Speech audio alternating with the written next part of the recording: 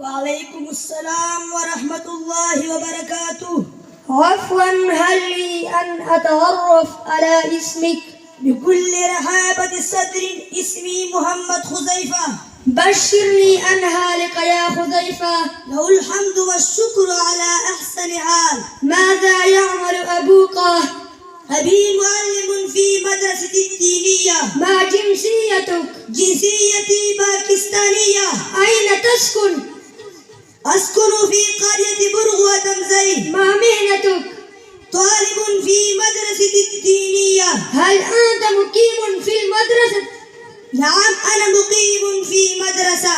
ما اسم مدرستك؟ اسم مدرستنا جامع إحياء العلوم. لقد سررت كثيرا بلقائك. وأنا كذلك سررت جدا.